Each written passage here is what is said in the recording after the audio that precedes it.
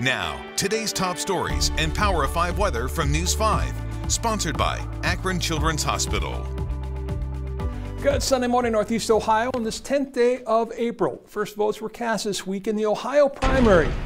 The first of what we now know will be 2 primaries in the state this year. This has been arguably one of the most confusing primaries in recent memory, which likely contributed to a slow start to the process. This morning, we attempt to break it all down. The Cuyahoga County Board of Elections was a lonely place on this first morning of in-person early voting, with just a handful of voters coming out. Election officials saying the back and forth over the redistricting process and talk of primary delays or multiple primaries may have confused some. Not Constance, though. I mean, what can I do? All I can do is vote for what's there. It was something else that left Michael scratching his head. Most confusing thing today is this temporary ballot thing they got going, something about they don't have the... I would have preferred to have put my official ballot in to scan it. Yes, there are no ballot scanners set up. You see, because of the delays and the court challenges, the official ballots didn't go to the printer until Monday, the day before they were needed. As a result, those voting early in person are voting on a PDF, or basically a printed copy of a ballot that they then hand over to election workers. They will mark that ballot, they will put it in a secure identification envelope, and then what will happen is when we do have the live ballots, a bipartisan team of employees will transfer those vote selections from the PDF to a live ballot. Also, if you requested a vote-by-mail ballot, they likely won't go out in the mail until Thursday or Friday. The races voters will see on those ballots are all the statewide races like governor and U.S. Senate, the county races, and those for Congress, just not the state legislative races. Those maps are still being fought in the courts. As a result, the state legislature will now have to pick a date for a second primary for them. So what I'm suggesting to them is that they consider the 2nd of August.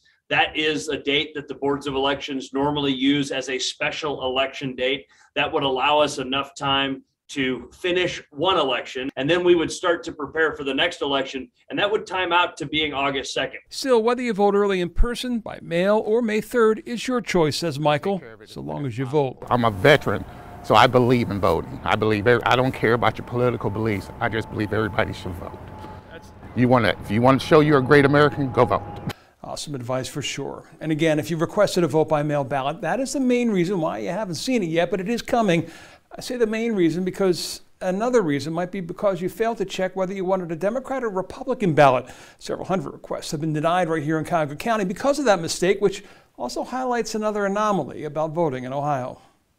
In Ohio right now, votes are being cast in the contested Democratic and Republican primaries for both U.S. Senate and for governor. The problem is most Ohio voters aren't technically registered in a way to vote for either. They're registered nonpartisans or independents. So if you want to vote for one party's candidates, you got to make a choice. Ohio is a state where the red and blue divide is often talked about, so you might not think the number of nonpartisans would be that high, but it is. In Cuyahoga County, for example, 7 out of 10 voters are nonpartisan. And statewide, the number's even higher. According to the Secretary of State's office, try 77%. If you vote as a nonpartisan in this primary, you'll get what's called an issues-only ballot. If you pick an issues-only ballot, you're not going to see candidates for governor, for U.S. Senate, for Congress. It's just going to be tax levies and that kind of thing. The problem with that, for example, in Cuyahoga County? Cuyahoga County does not have a county-wide issue on the ballot this time.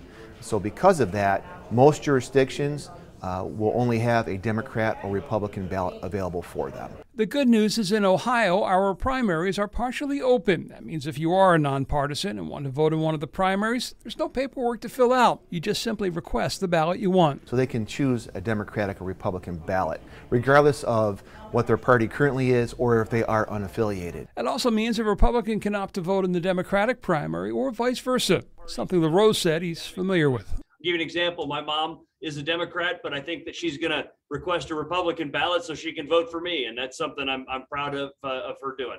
Just know that once you do that, you are now listed as a member of that party. Well, this is a political segment, yes, but if you've watched over the last 7 years, you know at the start of each baseball season, I usually get the bipartisan outlooks of our 2 U.S. senators. Cleveland fan Sherrod Brown, who has talked in the past about skipping school to attend opening day at Old Municipal Stadium, and Rob Portman on his beloved Reds. I didn't have a chance to catch up this week with the gentleman from Cincinnati, but from the bleachers, here's Brown's take on your Guardians.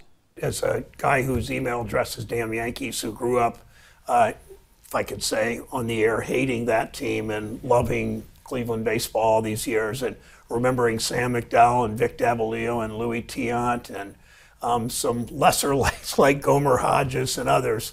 I'm just always thrilled when the baseball season starts, and it's good for Cleveland. It's good for the fans. I'm thrilled that they spent the money to sign one of the best players in the major leagues that doesn't get the attention. Jose Ramirez, I'm hopeful that they'll reach into their pockets and sign a couple other really good players, because we know they have the pitching staff that could get them into the postseason and beyond, but the bats are not quite there yet, and we will see. Home opener, of course, this Friday at the corner of Carnegie and Ontario. Stay with News 5 for complete coverage. With Democracy 2022, I'm John Kasich. Enjoy your Sunday. I'm Power 5 meteorologist Ramisha Shade. A cool day for your afternoon plans, but warmer than yesterday's temps in the 40s. If you're heading out to enjoy some basketball action, we've got the reigning national champs in town, reigning NBA champs, Bucks, Cavs.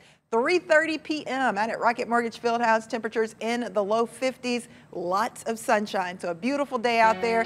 Heating up even more Monday through Thursday. 60s and 70s with a few rounds of rain. Sponsored by Akron Children's Hospital.